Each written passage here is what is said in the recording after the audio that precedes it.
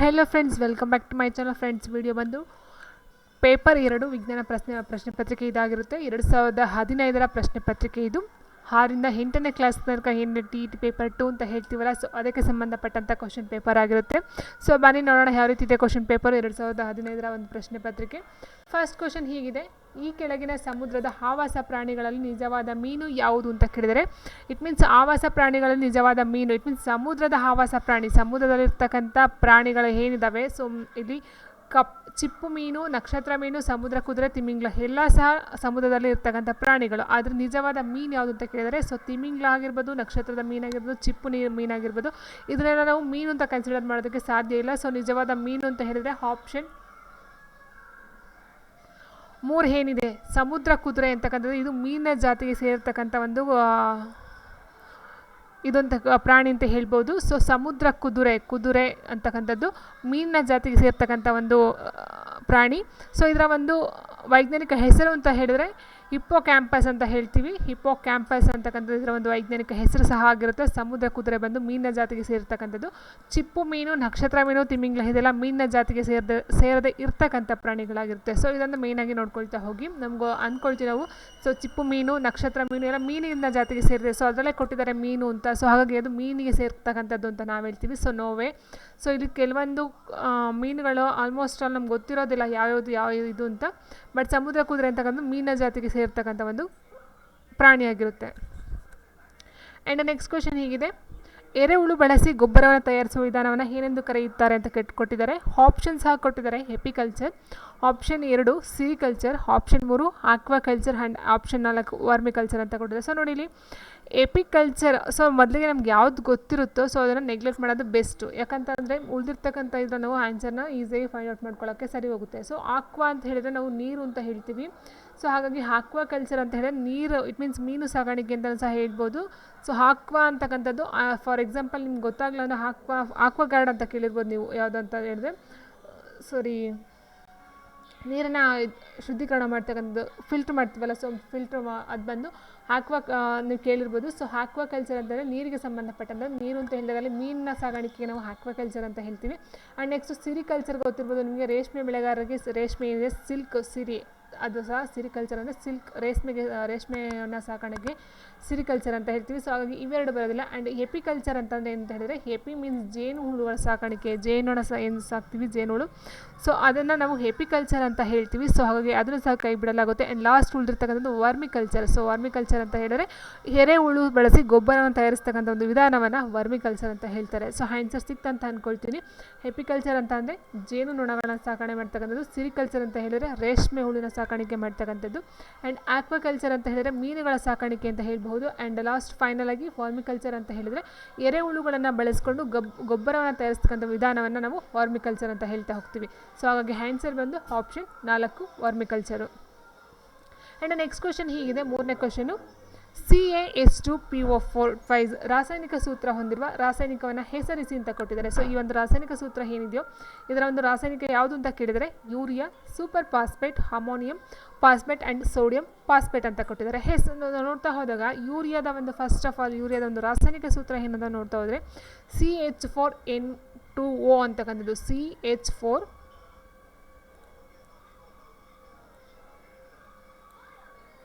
ಇದು ಬಂದು CH4N2O,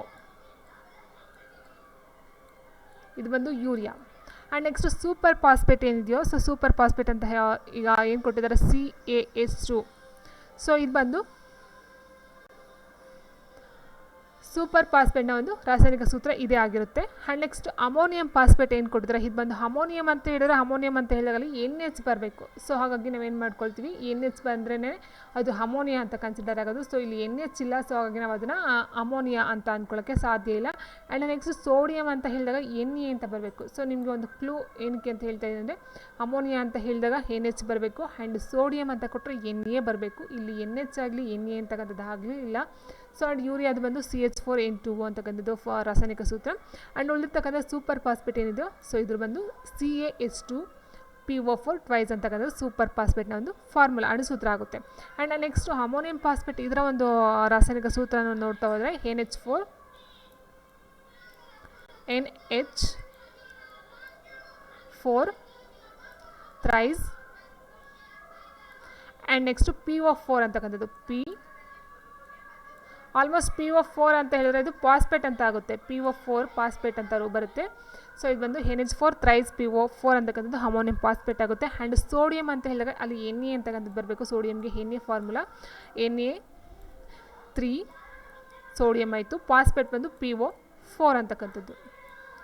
so ಇದು ಸೋಡಿಯಂ ಪಾಸ್ಪೇಟ್ ಆಯಿತು. ಇದು ammonium phosphate NH and super phosphate ಬಂದು CaH2 ಅಂತಕ್ಕಂಥದ್ದು ಸೂಪರು. PO4 ಬಂದು ಪಾಸ್ಪೇಟ್. ಸೊ ಇದು ಒಂದು ಫಾರ್ಮುಲಾ ಆಗುತ್ತೆ. ಆ್ಯಂಡ್ ನೆಕ್ಸ್ಟ್ ಯೂರಿಯಾ ಬಂದು CH4N2O. ಆ್ಯಂಡ್ ನೆಕ್ಸ್ಟ್ ಕ್ವೆಶನ್ ಹೀಗಿದೆ, ಇವುಗಳಲ್ಲಿ ಲಿವರ್ ಫ್ಲೂಕ್ನ ವಿಸರ್ಜನಾಂಗ ಯಾವುದು ಅಂತ ಕೊಟ್ಟಿದ್ದಾರೆ. ಮೂತ್ರಪಿಂಡ, ಫ್ಲೇಮ್ ಸೆಲ್, ನೆಫ್ರಿಡಿಯಂ, ಮಾಲ್ಫಿಸಿಯನ್ ಟ್ಯೂಬಲ್ ಅಂತ ಕೊಟ್ಟಿದ್ದಾರೆ. ಸೊ ಲಿವರ್ ಫ್ಲಕ್ಸ್ನ ಒಂದು ವಿಸರ್ಜನಾಂಗ ಯಾವುದು ಅಂತ ಕೇಳಿದರೆ ಆನ್ಸರ್ ಆಪ್ಷನ್ 2 ಫ್ಲೇಮ್ ಸೆಲ್ ಅಂತಕ್ಕಂಥದ್ದು, ಆಪ್ಷನ್ 2. ಆ್ಯಂಡ್ ನೆಕ್ಸ್ಟ್ ಕ್ವೆಶನ್ ಹೀಗಿದೆ, ಭಾರತ ರತ್ನ ಪ್ರಶಸ್ತಿಯನ್ನು ಪಡೆದಂತಹ ಕನ್ನಡದ ವಿಜ್ಞಾನಿ ಯಾರು ಅಂತ ಕೊಟ್ಟಿದ್ದಾರೆ. ಫಸ್ಟ್ ಕ್ವೆಶನ್ ಅರ್ಥ ಮಾಡ್ಕೊಳ್ಳಿ, ಭಾರತ ರತ್ನ ಯಾರ್ಯಾರಿಗೆ ಸಿಕ್ಕಿದೆ ಅಂತಕ್ಕಂಥದ್ದು ನಮಗೆ ಅಲ್ಲ ಮುಖ್ಯ ಅಲ್ಲ, ಆ್ಯಂಡ್ ಯಾರಿಗೆ ಮೊಟ್ಟ ಮೊದಲು ಸಿಕ್ತು ಅಂತಕ್ಕಂಥದ್ದು ಅಲ್ಲ. ಇಲ್ಲಿ ಭಾರತ ರತ್ನ ಪ್ರಶಸ್ತಿ ಪಡೆದ ಕನ್ನಡದ ವಿಜ್ಞಾನಿ ಅಂತ ಕೇಳಿದರೆ so APJ Abdul Kalam, CNR Rao, UR Rao, sir M Visvesvaraya ಅಂತ ಕೊಟ್ಟಿದ್ದಾರೆ. ಸೊ ಇಲ್ಲಿ ನಾವು ಅರ್ಥ ಮಾಡ್ಕೋಬೇಕಾದ ಪಾಯಿಂಟ್ ಏನಂತಂದರೆ ಕನ್ನಡ ಅಂತಕ್ಕಂಥದ್ದು ಫಸ್ಟ್ ಅರ್ಥ ಮಾಡ್ಕೋಬೇಕು, ಆ್ಯಂಡ್ ವಿಜ್ಞಾನಿ ಅಂತಕ್ಕಂಥದ್ದು ಸೆಕೆಂಡ್ ನಾವು ಅರ್ಥ ಮಾಡ್ಕೊಳ್ತಕ್ಕಂಥ ಒಂದು ಪಾಯಿಂಟು. ಸೊ ಕನ್ನಡ ಅಂತ ಹೇಳಿದಾಗ ಇಲ್ಲಿ ಸರ್ M ವಿಶ್ವೇಶ್ವರಯ್ಯನವರು ಕನ್ನಡದವರೇ, ಬಟ್ ಅವರಿಗೆ ಸಹ ಈ ಒಂದು ಆನ್ಸರ್ ತಪ್ಪಾಗುತ್ತೆ. ಯಾಕೆ ಅಂತ ಹೇಳಿದರೆ ವಿಶ್ವೇಶ್ವರಯ್ಯನವರು ಬಂದು ವಿಜ್ಞಾನಿ ಅಲ್ಲ, ಅವರೊಬ್ಬರು ಇಂಜಿನಿಯರ್ ಆಗಿರ್ತಾರೆ. ಸೊ ಹಾಗಾಗಿ ಏನು ಮಾಡಬೇಕಾಗುತ್ತೆ, ಸೊ ಇವ್ರಿಗೆ ನಾವು ಆನ್ಸರ್ನ ತೊಗೊಳೋದಕ್ಕೆ ಆಗೋದಿಲ್ಲ, ಬಿಕಾಸ್ ಇವರೊಬ್ಬರು ಇಂಜಿನಿಯರ್, ವಿಜ್ಞಾನಿ ಅಲ್ವೇ ಅಲ್ಲ. ಸೊ ಹಾಗಾಗಿ ಇವರನ್ನು ನಾವು ಕೈ ಬಿಡಬೇಕಾಗುತ್ತೆ. ಇವ್ರಿಗೆ 1955ರಲ್ಲಿ ಸಿಗ್ತಕ್ಕಂಥದ್ದು. ಆ್ಯಂಡ್ ನೆಕ್ಸ್ಟ್ ಬಂದು APJ ಅಬ್ದುಲ್ ಕಲಾಂ ಏನಿದ್ದಾರೆ ಇವ್ರಿಗೆ 1997ರಲ್ಲಿ ಸಿಗುತ್ತೆ, 1997ರಲ್ಲಿ. ಬಟ್ ಇವ್ರನ್ನೂ ಸಹ ನಾವು ತೊಗೊಳೋದಕ್ಕಾಗಲ್ಲ, ಬಿಕಾಸ್ ಇಲ್ಲಿ ಕೇಳೋದು ಕನ್ನಡದ ವಿಜ್ಞಾನಿ. ಬಟ್ ಇವರು APJ ಅಬ್ದುಲ್ ಕಲಾಂ ಏನಿದ್ದಾರೆ ಇವ್ರು ಬಂದು ತಮಿಳ್ನವರು, ಕನ್ನಡದವರಲ್ಲ, ಇವರು ತಮಿಳ್ನವರು. ಸೊ ಹಾಗಾಗಿ ಇವ್ರನ್ನೂ ಸಹ ತೊಗೊಳೋದಕ್ಕಾಗೋದಿಲ್ಲ. ಇವರು ವಿಜ್ಞಾನಿ ಬಟ್ ಕನ್ನಡದವರು ಅಲ್ಲ. ಸರ್ M ವಿಶ್ವೇಶ್ವರಯ್ಯ ಕನ್ನಡದವರು ಬಟ್ ವಿಜ್ಞಾನಿ ಅಲ್ಲ, ಇಂಜಿನಿಯರ್. ಇನ್ನು ಉಳಿದಿರ್ತಕ್ಕಂಥ CNR ರಾವ್, UR ರಾವ್ಗೆ ಈ ಒಂದು ಭಾರತ ರತ್ನ ಸಿಗೋದಿಲ್ಲ. ಆ್ಯಂಡ್ ನೆಕ್ಸ್ಟು CNR ರಾವ್ ಏನಿದ್ದಾರೆ ಇವರಿಗೆ 2013ರಲ್ಲಿ ಇವ್ರಿಗೆ ಸಿಗ್ತಾ ಹೋಗುತ್ತೆ, ಡಾಕ್ಟರ್ CNR ರಾವ್ರವರಿಗೆ. ಸೊ ಹಾಗೆ ಆನ್ಸರ್ ಬಂದು ಆಪ್ಷನ್ 2. ಇವರು ಕನ್ನಡದವರು ಆ್ಯಂಡ್ ವಿಜ್ಞಾನಿ ಸಹ ಆಗಿರ್ತಾರೆ. 2013ರಲ್ಲಿ ಇವರಿಗೆ ಈ ಒಂದು ಭಾರತ ರತ್ನ ಪ್ರಶಸ್ತಿ ಸಿಗುತ್ತೆ. ಆ್ಯಂಡ್ ನೆಕ್ಸ್ಟ್ ಕ್ವೆಶನ್ ಹೇಗಿದೆ, ICTU ವಿಸ್ತರಣಾ ರೂಪವನ್ನು ಕೇಳಿದರೆ ಇಲ್ಲಿ information and communication technology, information and confirmation technology, internal communication technology and inter connected technologies ಅಂತ ಕೊಟ್ಟಿದ್ದಾರೆ. ICT ಅಂತ ಹೇಳಿದರೆ information and communication technology. Option 1 ಏನಿದೆ ಇನ್ಫಾರ್ಮೇಷನ್ ಆ್ಯಂಡ್ ಕಮ್ಯುನಿಕೇಷನ್ ಟೆಕ್ನಾಲಜಿ, ಇದು ಬಂದು ICTಯ ಒಂದು ವಿಸ್ತೃತ ರೂಪ ಅಥವಾ ವಿಸ್ತರಣಾ ರೂಪ ಅಥವಾ ಆಕ್ರೋನಿಮ್ಸ್ ಅಂತ ಹೇಳ್ಬಹುದು. ಆ್ಯಂಡ್ ನೆಕ್ಸ್ಟ್ ಕ್ವೆಶನ್ ಹೀಗಿದೆ, 7ನೇ ಕ್ವೆಶನು, ಹಾಲಿನ ಪುಡಿಯ ಕಲಬೆರಕೆಗೆ ಸಾಮಾನ್ಯವಾಗಿ ಬಳಸುವಂಥ ಒಂದು ವಸ್ತುಗಳು ಯಾವುದು ಅಂತ ಕೇಳಿದರೆ ಯೂರಿಯಾ ಮತ್ತು ಸೋಡಾ, ಪಿಷ್ಟ ಮತ್ತು ಸಕ್ಕರೆ, ಚಾಕ್ ಪುಡಿ ಮತ್ತು ಸುಣ್ಣ, ಸೋಡಾ ಮತ್ತು ಉಪ್ಪು ಅಂತ ಕೊಟ್ಟಿದ್ದಾರೆ. ಹಾಲಿನ ಪುಡಿಯಲ್ಲಿ ಬಳಸ್ತಕ್ಕಂಥ ಕಲಬೆರಕೆ ವಸ್ತುಗಳು ಯಾವುದು ಅಂತ ಹೇಳಿದರೆ ಆಪ್ಷನ್ 2 ಏನಿದೆ ಪಿಷ್ಟ ಮತ್ತು ಸಕ್ಕರೆಯನ್ನು ಕಲಬೆರಕೆಯಾಗಿ ಹಾಲಿನ ಪುಡಿಗೆ ಮಿಕ್ಸ್ ಮಾಡ್ತಾ ಹೋಗ್ತಾರೆ. ಆ್ಯಂಡ್ ನೆಕ್ಸ್ಟ್ ಕ್ವೆಶನ್ ಹೀಗಿದೆ, ಗೃಹ ಬಳಕೆಗೆ ಸರಬರಾಜಾಗುವ ವಿದ್ಯುತ್ನ ವಿಧ ಯಾವುದು ಅಂತ ಕೇಳಿದರೆ ನೇರ ವಿದ್ಯುತ್ ಮೀನ್ಸ್ ಡೈರೆಕ್ಟ್ ಕರೆಂಟು, DC ಅಂತ ಹೇಳ್ತೀವಲ್ಲ, ಡೈರೆಕ್ಟ್ ಕರೆಂಟು ನೇರ ವಿದ್ಯುತ್ತು. ಆ್ಯಂಡ್ ಪರ್ಯಾಯ ವಿದ್ಯುತ್ ಅಂತ ಹೇಳಿದರೆ ಆಲ್ಟರ್ನೇಟಿವ್ ಕರೆಂಟ್ ಅಂತ ಹೇಳ್ತೀವಿ. ಆ್ಯಂಡ್ ಶುಷ್ಕ ಕೋಶದ ವಿದ್ಯುತ್ ಅಂತ ಹೇಳಿದರೆ ರಾಸಾಯನಿಕ ಶಕ್ತಿಯನ್ನು ವಿದ್ಯುತ್ ಶಕ್ತಿಯನ್ನಾಗಿ ಪರಿವರ್ತಿಸುವಂಥ ಒಂದು ಸಾಧನ. ರಾಸಾಯನಿಕ ಶಕ್ತಿಯನ್ನು ವಿದ್ಯುತ್ ಶಕ್ತಿಯನ್ನಾಗಿ ಪರಿವರ್ತಿಸ್ತಕ್ಕಂಥ ಒಂದು ಸಾಧನವನ್ನು ಶುಷ್ಕ ಕೋಶ ಅಂತ ಹೇಳ್ತೀವಿ. ಆ್ಯಂಡ್ ಸೌರಕೋಶ ಅಂತ ಹೇಳಿದರೆ ಏನಂತ ಹೇಳಿದರೆ ಸೂರ್ಯನ ಒಂದು ಶಕ್ತಿ ಏನಿದೆ, ಸೊ ಅದನ್ನು ವಿದ್ಯುತ್ ಶಕ್ತಿಯನ್ನಾಗಿ ಪರಿವರ್ತಿಸ್ತಕ್ಕಂಥದ್ದು ನಾವು ಸೌರಕೋಶದ ವಿದ್ಯುತ್ ಅಂತ ಹೇಳ್ತೀವಿ. ಆದರೆ ಇಲ್ಲಿ ಗೃಹ ಬೆಳಕಿಗೆ ಸರಬರಾಜಾಗ್ತಕ್ಕಂಥ ಒಂದು ವಿದ್ಯುತ್ನ ವಿಧ ಯಾವುದು ಅಂತ ಕೇಳಿದರೆ ಆಪ್ಷನ್ A ನೇರ ವಿದ್ಯುತ್. ಸೊ ಇಲ್ಲಿ ನೇರ ವಿದ್ಯುತ್ ಅಂತಕ್ಕಂಥದ್ದು ಏನಿದೆಯಾ, ಸೊ ಅದನ್ನು ನಾವು ಗೃಹ ಬೆಳಕಿಗೆ ಬಳಸ್ತಕ್ಕಂಥದ್ದು ಅಲ್ಲ. ಯಾಕೆ ಅಂತ ಹೇಳಿದರೆ ಡೈರೆಕ್ಟಾಗಿ ನಾವು ಗೃಹ ಬೆಳಕಿಗೆ ಯೂಸ್ ಮಾಡಿದ್ರೆ ಅಲ್ಲಿ ಕೆಲವೊಂದು ಪ್ರಾಬ್ಲಮ್ಸ್ಗಳು ಶುರುವಾಗುತ್ತೆ. ಸೊ ಹಾಗಾಗಿ ಏನು ಮಾಡ್ತಾರೆ, ಗೃಹ ಬೆಳಕಿಗೆ ಬಳಸ್ತಕ್ಕಂಥ ಒಂದು ವಿದ್ಯುತ್ ಏನಿದೆಯೋ ಸೊ ಅದನ್ನು ನಾವು ಪರ್ಯಾಯ ವಿದ್ಯುತ್ ಆಲ್ಟರ್ನೇಟಿವ್ ಕರೆಂಟ್ ಅಂತ ಹೇಳ್ತೀವಿ. ಸೊ ಆ ಒಂದು ಕರೆಂಟನ್ನು ಗೃಹ ಬಳಕೆಗೆ ಬಳಸ್ತಕ್ಕಂಥದ್ದು. ಸೊ ಪರ್ಯಾಯ ವಿದ್ಯುತ್ ಆಲ್ಟರ್ನೇಟಿವ್ ಕರೆಂಟ್ ಅಂತಕ್ಕಂಥದ್ದು. ಆ್ಯಂಡ್ ನೆಕ್ಸ್ಟ್ ಕ್ವಶನ್ ಹೇಗಿದೆ, ವಿವಿಧ ಪೋಷಣ ಸ್ತರಗಳಲ್ಲಿ ನಿಧಾನಗತಿಯಲ್ಲಿ ಹೆಚ್ಚಾಗುವ DDTಯ ಸಾಂದ್ರತೆಗೆ ಏನೆನ್ನುತ್ತಾರೆ ಅಂತ ಕೇಳಿದರೆ, ಸೊ DDTಯನ್ನು ಬ್ಯಾನ್ ಮಾಡಿದ್ದಾರೆ. ಯಾಕಂತಂದರೆ ಅದು ವಿಷ ಅಂತ ಹೇಳೋದ್ರಿಂದ ಅದನ್ನು ಬ್ಯಾನ್ ಮಾಡಿದ್ದಾರೆ ಕೆಲವೊಂದು ಇದರಲ್ಲಿ, ಬಟ್ ಎಲ್ಲ ಇದರಲ್ಲೂ ಬ್ಯಾನ್ ಮಾಡಿಲ್ಲ. ಆದರೆ ಏನಾಗುತ್ತೆ, ಇದು DDT ನಾವು ಏನಕ್ಕೆ ಯೂಸ್ ಮಾಡ್ತೀವೋ ಸೊ ಅದೇನಾಗುತ್ತೆ, ಜಾಸ್ತಿ ಮಳೆಗಳಲ್ಲಿ ಕೊಚ್ಕೊಂಡೋಗಿ ನದಿ ನೀರುಗಳನ್ನು ಸೇರಿಕೊಂಡು ಅಲ್ಲಿನ ಒಂದು ಜಲಚರ ಪ್ರಾಣಿಗಳಿಗೆ ತೊಂದರೆಯನ್ನು ಕೊಡ್ತಾ ಹೋಗ್ತಿದ್ದಾವೆ. ಆದರೆ ಇಲ್ಲಿ ಕೆಲವು ಕ್ವಶನ್ ಏನು, ವಿವಿಧ ಪೋಷಣ ಸ್ತರಗಳಲ್ಲಿ ನಿಧಾನಗತಿಯಲ್ಲಿ ಹೆಚ್ಚಾಗುವ, ಇಟ್ ಮೀನ್ಸ್ ನಾವು DDT ಸ್ವಲ್ಪನೇ ಹಾಕಿದ್ರೂ ಸಹ ಇಟ್ ಮೀನ್ಸ್ DDT ಅಂತಕ್ಕಂಥದ್ದು ವಿಘಟನೆಗೆ ಒಳಗಾಗ್ತಿರ್ತಕ್ಕಂಥ ಒಂದು ಕೆಮಿಕಲ್. ಸೊ ಇಟ್ ಮೀನ್ಸ್ ಅದು ಕೊಳೆಯೋದಿಲ್ಲ, ಅದು ಯಾವ ರೀತಿ ಇರುತ್ತೋ ನಾವು ಭೂಮಿಗೆ ಯಾವ ರೀತಿ ಹಾಕ್ತೀವೋ ಅದೇ ರೀತಿ ಅದು ಹಾಗೆ ಸ್ಟೋರ್ ಆಗುತ್ತೆ. ಸೊ ಹಾಗಾಗಿ ಸ್ಟೋರ್ ಆಗಿ ಏನಾಗುತ್ತೆ, ಹಾಕ್ತಾ ತುಂಬ ಏನಾಗುತ್ತೆ, DDTಯ ಸಾಂದ್ರತೆ ಜಾಸ್ತಿ ಆಗ್ತಾ ಹೋಗುತ್ತೆ. ಸೊ ಆ DDT ಸಾಂದ್ರತೆ ಏನು ಜಾಸ್ತಿ ಆಗುತ್ತೋ ಅದನ್ನು ಏನಂತ ಕರೀತಾರೆ, ಆಹಾರ ವಿಷವಾಗುವುದು, ಜೈವಿಕ ಗಾತ್ರ ವೃದ್ಧಿ, ಆಹಾರ ಸರಪಣಿ ವೃದ್ಧಿ, ಆಹಾರ ಕಲಬೆರಕೆ ಅಂತ ಕೊಟ್ಟಿದ್ದಾರೆ. ಸೊ ಆನ್ಸರ್ ಬಂದು ಈ ಒಂದು DDTಯ ಸಾಂದ್ರತೆ ಜಾಸ್ತಿ ಆಗ್ತಕ್ಕಂಥದ್ದಕ್ಕೆ ಏನಂತ ಹೇಳ್ತಾರೆ ಅಂದರೆ ಆಪ್ಷನ್ 2 ಜೈವಿಕ ಗಾತ್ರ ವೃದ್ಧಿ ಅಂತಕ್ಕಂಥದ್ದು ಆನ್ಸರ್ ಆಗ್ತಾ ಹೋಗುತ್ತೆ.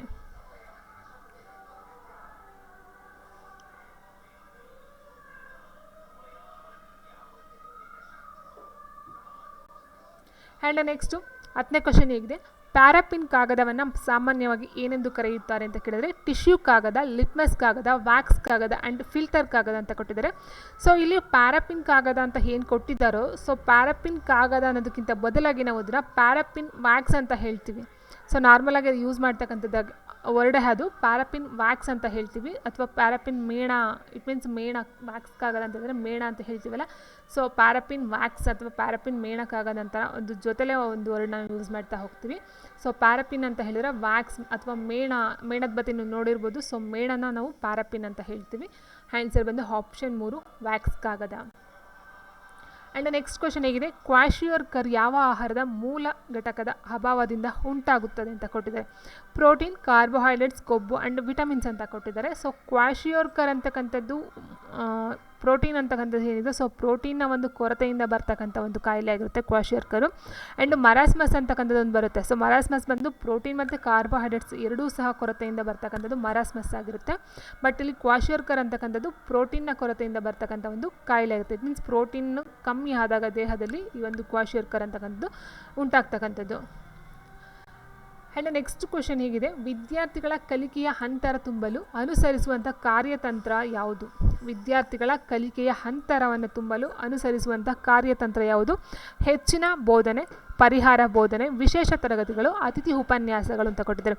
ಸೊ ಇಲ್ಲಿ ನಾವು ನೋಡ್ತಾ ಹೋದಾಗ ವಿದ್ಯಾರ್ಥಿಗಳು ಅಂತ ಹೇಳಿದಾಗ ಅತಿಥಿ ಉಪನ್ಯಾಸಗಳು ಅಂತಕ್ಕಂಥದ್ದು ಬರೋದಿಲ್ಲ, ಆ್ಯಂಡ್ ಹೆಚ್ಚಿನ ಬೋಧನೆಯೂ ಸಹ ಬರೋದಿಲ್ಲ. ಮೇಯ್ನಾಗಿ ಬರ್ತಕ್ಕಂಥದ್ದು ಪರಿಹಾರ ಬೋಧನೆ ಮತ್ತು ವಿಶೇಷ ತರಗತಿಗಳು ಅಂತ ಬರುತ್ತೆ. ಇಟ್ ಮೀನ್ಸ್ ಇಲ್ಲಿ ಕಾರ್ಯತಂತ್ರ ಅಂತ ಕೊಟ್ಟಿದ್ದಾರೆ. ಸೊ ವಿಶೇಷ ತರಗತಿಗಳು ಏನಿದ್ದಾವೆ ಇವು ಬರೋದು ಪರಿಹಾರ ಬೋಧನೆ ಒಳಗಡೆ. ಇಟ್ ಮೀನ್ಸ್ ಕಲಿಕಾ ನ್ಯೂನತೆ ಇರ್ತಕ್ಕಂಥ ಮಕ್ಕಳಿಗೆ ನಾವು ವಿಶೇಷ ತರಗತಿಗಳನ್ನ ತೊಗೊಂಡು ಬೋಧನೆಯನ್ನು ಮಾಡ್ತೀವಲ್ಲ, ಸೊ ಅದನ್ನು ನಾವು ಪರಿಹಾರ ಬೋಧನೆ ಅಂತ ಹೇಳ್ತೀವಿ. ಇಟ್ ಮೀನ್ಸ್ ಏನು ಕಲಿಕೆಯಲ್ಲಿ ಹಿಂದುಳಿದಿರ್ತಕ್ಕಂಥ ಮಕ್ಕಳುಗಳಿರ್ತಾರೋ ಸೊ ಅವರಿಗೆ ವಿಶೇಷ ತರಗತಿಗಳನ್ನ ತೊಗೊಳ್ತಕ್ಕಂಥದ್ದು. ಸೊ ವಿಶೇಷ ತರಗತಿಗಳನ್ನ ತೊಗೊಂಡು ಅವರ ಒಂದು ನಾಲೆಡ್ಜ್ ಅಥವಾ ಏನು ಮುಂದುವರಿಸ್ತೀವೋ ಸೊ ಅದನ್ನು ನಾವು ಪರಿಹಾರ ಬೋಧನೆ ಅಂತ ಹೇಳ್ತೀವಿ. ಸೊ ಹಾಗಾಗಿ ಆನ್ಸರ್ ಬಂದು ಆಪ್ಷನ್ 2 ಪರಿಹಾರ ಬೋಧನೆ. ಮೇನ್ ಪಾಯಿಂಟು ಪರಿಹಾರ ಬೋಧನೆ ಒಳಗಡೆ ವಿಶೇಷ ತರಗತಿಗಳು ಸಹ ಬರ್ತಕ್ಕಂಥದ್ದು. ಇಲ್ಲಿ ಕಾರ್ಯತಂತ್ರ ಅಂತ ಕೇಳಿದರೆ ಸೊ ಕಾರ್ಯತಂತ್ರ ಬಂದು ಆಪ್ಷನ್ 2 ಪರಿಹಾರ ಬೋಧನೆ ಆಗಿರುತ್ತೆ. ಆ್ಯಂಡ್ ನೆಕ್ಸ್ಟ್ ಕ್ವಶನ್ ಹೇಗಿದೆ, 13ನೇ ಕ್ವಶನು, ಜೈವಿಕ ಇಂಧನ ತಯಾರಿಸಲು ಈ ಕೆಳಗಿನ ಯಾವ ಸಸ್ಯದ ಬೀಜಗಳನ್ನು ಬಳಸಲಾಗುವುದು ಅಂತ ಕೇಳಿದರೆ ಸೊ ಇದು ವೆರಿ ಇಂಪಾರ್ಟೆಂಟು. ಸೊ ಇದು TETಗಾಗಿರ್ಬೋದು ಅಥವಾ ಬೇರೆ ಎಕ್ಸಾಮ್ಸ್ಗಳು ಸಹ ಕೇಳ್ತಾ ಹೋಗ್ತಾರೆ. ಜಟ್ರೋಪಾ ಅಂತಕ್ಕಂಥದ್ದು, ಜಟ್ರೋಪಾ ಇದು ಬಂದು ಜೈವಿಕ ಇಂಧನ. ಇಟ್ ಮೀನ್ಸ್ ಇದು ಕೃತಕವಾಗಿ ನಾವೇ ತಯಾರಿಸ್ಕೊಳ್ತಕ್ಕಂಥ ಒಂದು ಅನಿಲ ಇಂಧನ ಅಂತಲೂ ಸಹ ಹೇಳ್ಬೋದು. ಇಟ್ ಮೀನ್ಸ್ ಪರಿಸರದತ್ತವಾಗಿ ನಾವು ತಯಾರು ಮಾಡ್ತಕ್ಕಂಥ ಒಂದು ಇಂಧನ. ಜೈವಿಕ ಮೀನ್ಸ್ ಪರಿಸರದತ್ತವಾಗಿ, ಇಟ್ ಮೀನ್ಸ್ ಇದು ಕೆಮಿಕಲ್ಗೆ ಬರ್ತಕ್ಕಂಥದ್ದಲ್ಲ ಅಥವಾ ಇದು ವಾಯುಮಾಲಿನ್ಯವನ್ನು ಮಾಡ್ತಕ್ಕಂಥದ್ದು ಅಲ್ಲ. ಸೊ ಜಟ್ರೋಪಾ ಅಂತಕ್ಕಂಥದ್ದು ಜೀವಿಗಳ ಒಂದು ಇದರಿಂದ ನಾವು ಇಟ್ ಮೀನ್ಸ್ ಮಾನವರು ತಯಾರು ಮಾಡ್ತಕ್ಕಂಥ ಒಂದು ಪರಿಸರಕ್ಕೆ ಹಾನಿ ಆಗದೇ ಇರ್ತಕ್ಕಂಥ ಒಂದು ಇಂಧನ ಅಂತ ಹೇಳ್ಬೋದು. ಸೊ ಸಸ್ಯದ ಬೀಜಗಳನ್ನು ಬಳಸ್ಕೊಂಡು ಮಾಡ್ತಕ್ಕಂಥ ಒಂದು ಇಂಧನ. ಆಪ್ಷನ್ 3 ಜಟ್ರೋಪಾ. ಆ್ಯಂಡ್ ನೆಕ್ಸ್ಟ್ ಕ್ವಶನ್ ಹೇಗಿದೆ, ವಿಶ್ವ ಜಲ ದಿನಾಚರಣೆ ಆಚರಿಸಲಾಗುವ ದಿನ ಯಾವುದು ಅಂತ ಕೇಳಿದರೆ ವಿಶ್ವ ಜಲ ದಿನಾಚರಣೆಯನ್ನು ಆಚರಣೆಯನ್ನು ಮಾಡ್ತಕ್ಕಂಥ ದಿನ ಯಾವುದು? ಸೊ ನೋಡಿ ಇಲ್ಲಿ ಜೂನ್ 5 ಏನಿದೆ, ಸೊ ಫಸ್ಟ್ ನಾವು ನೋಡ್ತಾ ಹೋದರೆ ಜೂನ್ 5 ಅಂತಕ್ಕಂಥ ನಮ್ಗೆ ಗೊತ್ತಿದೆ ವಿಶ್ವ ಪರಿಸರ ದಿನವನ್ನು ಆಚರಣೆಯನ್ನು ಮಾಡ್ತೀವಿ. ವಿಶ್ವ ಪರಿಸರ ದಿನ. ಸೊ ಜೂನ್ 5 ಬಂದು ಪರಿಸರ ದಿನ. ಆ್ಯಂಡ್ ನೆಕ್ಸ್ಟು ಏಪ್ರಿಲ್ 22 ಹಿಂದೆ ಸೊ ಇದನ್ನು ವಿಶ್ವ ಭೂ ದಿನವನ್ನಾಗಿ ಆಚರಣೆ ಮಾಡ್ತೀವಿ. ವಿಶ್ವ ಭೂ ದಿನ. ಸೊ ಇದು ಪರಿಸರ ದಿನ ಆಯಿತು. ಏಪ್ರಿಲ್ 22 ಭೂ ದಿನ ಆಯಿತು. ಮೇ 23 ಆಲ್ಮೋಸ್ಟ್ ಯಾವ್ದು ನಾವು ಆಚರಣೆ ಮಾಡೋದಿಲ್ಲ. ಆ್ಯಂಡ್ ಮೇ 24 ಬಂದು ಕಾಮನ್ವೆಲ್ತ್ ಡೇ ಯೂಸ್ ಮಾಡ್ತಾ ಹೋಗ್ತೀವಿ. ಆ್ಯಂಡ್ ಮಾರ್ಚ್ 22 ಏನಿದೆ ಉಳಿದಿರ್ತಕ್ಕಂಥದ್ದು, ಸೊ ಅದು ಬಂದು ನಾವು ವಿಶ್ವ ಜಲ ದಿನವನ್ನಾಗಿ ಆಚರಣೆಯನ್ನು ಮಾಡ್ತಾ ಹೋಗ್ತೀವಿ. ಸೊ ಆಪ್ಷನ್ 4 ಮಾರ್ಚ್ 22 ವಿಶ್ವ ಜಲ ದಿನಾಚರಣೆ, ಏಪ್ರಿಲ್ 22 ವಿಶ್ವ ಭೂ ದಿನಾಚರಣೆ, ಆ್ಯಂಡ್ ಜೂನ್ 5 ವಿಶ್ವ ಪರಿಸರ ದಿನಾಚರಣೆ, ಆ್ಯಂಡ್ ಮೇ 23 ಇಲ್ಲ ಮೇ 24 ಬಂದು ಕಾಮನ್ವೆಲ್ತ್ ಡೇ ಅಂತ ಸೆಲೆಬ್ರೇಷನ್ ಮಾಡ್ತೀವಿ. ಆ್ಯಂಡ್ ನೆಕ್ಸ್ಟ್ ಕ್ವೆಶನ್ ಹೀಗಿದೆ, ಕೆಳಗಿನ ಯಾವ ಬಲ ಚಲಿಸುವ ವಸ್ತುವಿನ ವೇಗ ಕಡಿಮೆ ಮಾಡಿ ವಸ್ತು ನಿಲ್ಲುವಂತೆ ಮಾಡುತ್ತದೆ? ಕೆಳಗಿನ ಯಾವ ಬಲ ಚಲಿಸುವ ವಸ್ತುವಿನ ವೇಗವನ್ನು ಕಡಿಮೆ ಮಾಡಿ ವಸ್ತು ನಿಲ್ಲುವಂತೆ ಮಾಡುತ್ತದೆ? ಗುರುತ್ವಾಕರ್ಷಣ ಬಲ, ಘರ್ಷಣಾ ಬಲ, ಅಯಸ್ಕಾಂತೀಯ ಬಲ ಆ್ಯಂಡ್ ಸ್ಥಿತಿಸ್ಥಾಪಕ ಬಲ ಅಂತ ಕೊಟ್ಟಿದ್ದಾರೆ. ಆನ್ಸರ್ ಬಂದು ಆಪ್ಷನ್ 2 ಘರ್ಷಣಾ ಬಲ. ಆ್ಯಂಡ್ ನೆಕ್ಸ್ಟ್ ಕ್ವೆಶನ್ ಹೀಗಿದೆ, ಜೀವಕೋಶದ ಯಾವ ಕಣದಂಗಗಳನ್ನು ಆತ್ಮಹತ್ಯಾ ಸಂಚಿಗಳು ಎಂದು ಕರೆಯುತ್ತಾರೆ? ಸೊ ಗೊತ್ತಿರಬಹುದು ಜೀವಕೋಶ ಸೆಲ್ಗೆ ಸಂಬಂಧಪಟ್ಟಂಥ ಕ್ವೆಶನು. ರೈಬೋಸೋಮ್ಗಳು, ಲೈಸೋಸೋಮ್ಗಳು, ಮೈಟೋಕಾಂಡ್ರಿಯಾಗಳು ಆ್ಯಂಡ್ ಗಾಲ್ಗಿ ಸಂಕೀರ್ಣಗಳು ಅಂತ ಕೊಟ್ಟಿದ್ದಾರೆ. ಸೊ ನೋಡಿ ಇಲ್ಲಿ ರೈಬೋಸೋಮ್ ಏನಿದೆ ಫಸ್ಟ್ ಒಂದು, ಇದನ್ನು ಪ್ರೋಟೀನ್ ಕಾರ್ಖಾನೆ ಅಂತಲೂ ಸಹ ಹೇಳ್ತೀವಿ. ರೈಸೋಸೋಮ್ನ ಪ್ರೋಟೀನ್ ಕಾರ್ಖಾನೆ ಅಂತಲೇ ಹೇಳ್ತೀವಿ. ಆ್ಯಂಡ್ ನೆಕ್ಸ್ಟ್ ಲೈಸೋಸೋಮ್ಗಳನ್ನ ಆತ್ಮಹತ್ಯಾ ಸಂಚಿಗಳು ಅಂತ ಹೇಳ್ತೀವಿ. ಮೈಟೋಕಾಂಡ್ರಿಯಾನ ಶಕ್ತಿ ಉತ್ಪಾದನಾ ಕೇಂದ್ರ ಅಂತಲೂ ಸಹ ಹೇಳ್ತೀವಿ. ಮೈಟೋಕಾಂಡ್ರಿಯಾ ಬಂದು ಶಕ್ತಿ ಉತ್ಪಾದನಾ ಕೇಂದ್ರ, ರೈಬೋಸೋಮ್ ಬಂದು ಪ್ರೋಟೀನ್ ಕಾರ್ಖಾನೆ, ಆ್ಯಂಡ್ ಲೈಸೋಸೋಮ್ ಬಂದು ಆತ್ಮಹತ್ಯಾ ಸಂಚಿಗಳು. ಆಪ್ಷನ್ 2 ಆತ್ಮಹತ್ಯಾ ಸಂಚಿಗಳು ಅಂತ ಕರಿತೀವಿ. ಆ್ಯಂಡ್ ನೆಕ್ಸ್ಟ್ ಕ್ವೆಶನ್ 17ನೇ ಕ್ವೆಶನ್ ಹೀಗಿದೆ, ಅಯಸ್ಕಾಂತ ತನ್ನ ಕಾಂತತ್ವವನ್ನು ಕಳೆದುಕೊಳ್ಳುವ ಸಂದರ್ಭ ಯಾವುದು ಅಂತ ಕೇಳಿದರೆ, ಕಾಯಿಸಿದಾಗ, ಅಯಸ್ಕಾಂತದ ಮೂಲಕ ವಿದ್ಯುತ್ ಹರಿಸಿದಾಗ, ಅಯಸ್ಕಾಂತವನ್ನು ತಂಪು ನೀರಿನಲ್ಲಿ ಮುಳುಗಿಸಿದಾಗ, ಅಯಸ್ಕಾಂತವನ್ನು ಮಣ್ಣಿನಲ್ಲಿ ಮುಚ್ಚಿದಾಗ. ಇಲ್ಲಿ ಅಯಸ್ಕಾಂತ ತನ್ನ ಕಾಂತತ್ವವನ್ನು ಯಾವ ಒಂದು ಸಮಯದಲ್ಲಿ ಅದರ ಒಂದು ಕಾಂತತ್ವವನ್ನು ಕಳೆದುಕೊಳ್ಳುತ್ತೆ, ಲಾಸ್ ಆಗುತ್ತೆ, ನಾಶ ಆಗುತ್ತೆ ಅಂತಕ್ಕಂಥದ್ದು ಪಾಯಿಂಟು. ಆ ಒಂದು ಅಯಸ್ಕಾಂತ ಏನಿರುತ್ತೋ ಅದನ್ನು ನಾವು ಕಾಯಿಸಿದಾಗ ಆ್ಯಂಡ್ ಕೆಲವೊಂದು ಟೈಮಲ್ಲಿ ಅದಕ್ಕೆ ಸುತ್ತಿಗೆ ತೊಗೊಂಡು ಹೊಡೆದಾಗೂ ಸಹ ಅದರ ಕಾಂತತ್ವವನ್ನು ಕಳ್ಕೊಳ್ಳುತ್ತೆ. ಬಟ್ ಇಲ್ಲಿ ಕೊಟ್ಟಿರ್ತಕ್ಕಂಥ ಪಾಯಿಂಟಲ್ಲಿ ಅದನ್ನು ಕಾಯಿಸಿದಾಗ ಆ ಒಂದು ಅಯಸ್ಕಾಂತದ ಕಾಂತತ್ವವನ್ನು ಕಳ್ಕೊಳ್ಳುತ್ತೆ. ಆಪ್ಷನ್ 1 ಕಾಯಿಸಿದಾಗ. ಇನ್ನು ಅಯಸ್ಕಾಂತದ ಮೂಲಕ ವಿದ್ಯುತ್ತನ್ನು ಹರಿಸಿದಾಗ ಯಾವುದೇ ಒಂದು ಕಾಂತತ್ವ ಅಲ್ಲಿ ಲಾಸ್ ಆಗೋದಿಲ್ಲ. ಆ್ಯಂಡ್ ಅಯಸ್ಕಾಂತವನ್ನು ತಂಪು ನೀರಿನಲ್ಲಿ ಮುಳುಗಿಸಿದಾಗ, ಸೊ ಇಟ್ ಮೀನ್ಸ್ ನೀರುಗಳು ಹಾಕಿದ್ರೂ ಸಹ ಅದು ಯಾವುದೇ ಒಂದು ಲಾಸ್ ಆಗೋದಿಲ್ಲ. ಆ್ಯಂಡ್ ಅಯಸ್ಕಾಂತವನ್ನು ಮಣ್ಣಿನಲ್ಲಿ ಮುಚ್ಚಿದಾಗ, ಇಟ್ ಮೀನ್ಸ್ ಮಣ್ಣಲ್ಲಿ ಮುಚ್ಚಿದಾಗ ಅಯಸ್ಕಾಂತ ತನ್ನ ಕಾಂತತ್ವವನ್ನು ಕಳ್ಕೊಳ್ಳೋದು, ಅದಕ್ಕಿಂತ ಹೆಚ್ಚಾಗಿ ಅಲ್ಲಿರ್ತಕ್ಕಂಥ ಒಂದು ಅಯಸ್ಕಾಂತದ ಕಣಗಳೇನಿರುತ್ತೋ ಅದನ್ನು ಅದು ಅಬ್ಸರ್ವ್ ಮಾಡ್ಕೊಳ್ತಾ ಹೋಗುತ್ತೆ. ಸೊ ಹಾಗಾಗಿ ಆನ್ಸರ್ ಬಂದು ಆಪ್ಷನ್ 1 ಕಾಯಿಸಿದಾಗ ಅದರ ಒಂದು ಕಾಂತತ್ವವನ್ನು ಕಳ್ಕೊಳ್ಳುತ್ತೆ. ಆ್ಯಂಡ್ ನೆಕ್ಸ್ಟ್ ಕ್ವೆಶನ್ ಹೀಗಿದೆ, ಕೆಳಗಿನ ಯಾವ ಮೂಲ ವಸ್ತು ಓಝೋನ್ ಪದರದ ನಾಶಕ್ಕೆ ಕಾರಣವಾಗುತ್ತದೆ? ಓಝೋನ್ O3 ಅಂತ ಹೇಳ್ತೀವಿ. ಓಝೋನ್ ಒಂದು ಪದರವಾದ ನಾಶಕ್ಕೆ ಕಾರಣ ಆಗ್ತಕ್ಕಂಥ ಮೇನ್ ವಸ್ತು ಯಾವುದು ಅಂತ ಕೇಳಿದರೆ, ಸೊ ನಮ್ಗೆ ಗೊತ್ತಿದೆ CFC ಮೀನ್ಸ್ ಕ್ಲೋರೋಫ್ಲೋರೋಕಾರ್ಬನ್ ಅಂತ ಹೇಳ್ತೀವಿ. ಇದೇ ಮೇಯ್ನಾಗಿ ಈ ಒಂದು ಓಝೋನ್ ಪದರದ ನಾಶಕ್ಕೆ ಕಾರಣವಾದಂಥ ಮೂಲ ವಸ್ತು ಅಂತ ಹೇಳ್ಬೋದು CFC. ಸೊ CFCಲಿ ಕ್ಲೋರಿನ್ ಅಂತ ಬರುತ್ತೆ ನೋಡಿ, ಕ್ಲೋರೋಫ್ಲೋರೋಕಾರ್ಬನ್. ಕಾರ್ಬನ್ನು ಆಗುತ್ತೆ, ಫ್ಲೋರಿನ್ ಆಗುತ್ತೆ ಆ್ಯಂಡ್ ಕ್ಲೋರಿನ್ ಆಗುತ್ತೆ. ಸೊ ಇಲ್ಲಿ ಆಮ್ಲಜನಕ ಆಗಿರ್ಬೋದು ಆ್ಯಂಡ್ ಸೋಡಿಯಂ ಆಗಿರ್ಬೋದು ಆ್ಯಂಡ್ ಕ್ಯಾಲ್ಸಿಯಂ ಆಗಿರ್ಬೋದು, ಈ ಮೂರಿಂದ ನಾಶ ಆಗೋದಿಲ್ಲ. ಕ್ಲೋರಿನಿಂದ, CFC ಮೀನ್ಸ್ ಕ್ಲೋರಿನಿಂದ ಈ ಒಂದು ಓಝೋನ್ ಪದರ ನಾಶ ಆಗ್ತಕ್ಕಂಥದ್ದು. Option 2 answer chlorine. And next question ಹೀಗಿದೆ, ತ್ಯಾಜ್ಯ ನಿರ್ವಹಣಾ ವಿಧಾನವನ್ನು ಕತೆ ಹೇಳುವ ಮೂಲಕ ವಿವರಿಸಲು ಬಳಸುವ ಉತ್ತಮ ಉದಾಹರಣೆ ಅಂತ ಕೊಟ್ಟಿದ್ದಾರೆ. ಮದುವೆ ಮನೆಯಲ್ಲಿ ಒಂದು ದಿನ, ಕಾಡಿನಲ್ಲಿ ಬೇಟೆಯಾಡುವ ರಾಜು, ನರಿ ಮತ್ತು ಹುಳಿ ದ್ರಾಕ್ಷಿ ಕತೆ, ಮೊಲ ಮತ್ತು ಆಮೆಯ ಕತೆ ಅಂತ ಕೊಟ್ಟಿದ್ದಾರೆ. ಇಲ್ಲಿ ಏನಿಲ್ಲ, ವೆರಿ ಸಿಂಪಲ್ ಅಂತ ಹೇಳಿದ್ರೆ, ಸೊ ಇಲ್ಲಿ ಏನಿಲ್ಲ, ತ್ಯಾಜ್ಯ ನಿರ್ವಹಣಾ ವಿಧಾನ ಹೇಳ್ಬೇಕಂತಂದರೆ, ಸೊ ಫಸ್ಟಿಗೆ ನಮಗೆ ಈ 4 ಒಂದು ಕತೆಗಳು ಗೊತ್ತಿರಬೇಕಾಗುತ್ತೆ. ಸೊ ಆ ಕತೆ ಗೊತ್ತಿದ್ದಾಗ ಮಾತ್ರ ಇದಕ್ಕೆ ಆನ್ಸರ್ನ ಮಾಡೋದಕ್ಕಾಗೋದು. ಸೊ ತ್ಯಾಜ್ಯ ನಿರ್ವಹಣಾ ವಿಧಾನ ಅಂತಕ್ಕಂಥದ್ದು ಆಪ್ಷನ್ 1 ಮದುವೆ ಮನೆಯಲ್ಲಿ ಒಂದು ದಿನ ಅಂತಕ್ಕಂಥ ಒಂದು ಕಥೆಯಲ್ಲಿ ಬರ್ತಕ್ಕಂಥದ್ದು, ಅದರ ಒಂದು ಉದಾಹರಣೆ ಅಂತ ತೊಗೊಳ್ಬಹುದು. ಆ್ಯಂಡ್ ನೆಕ್ಸ್ಟ್ ಕ್ವೆಶನ್ ಹೇಗಿದೆ, ಇವುಗಳಲ್ಲಿ ಯಾವುದು ಮೌಲ್ಯಮಾಪನದ ಒಂದು ತಂತ್ರ ಅಂತ ಕೇಳಿದರೆ, ಪರೀಕ್ಷೆ, ಪ್ರಶ್ನೆ ಪತ್ರಿಕೆ, ದರ್ಜಾಮಾಪನ, ತಪಶೀಲು, ಪಟ್ಟಿ.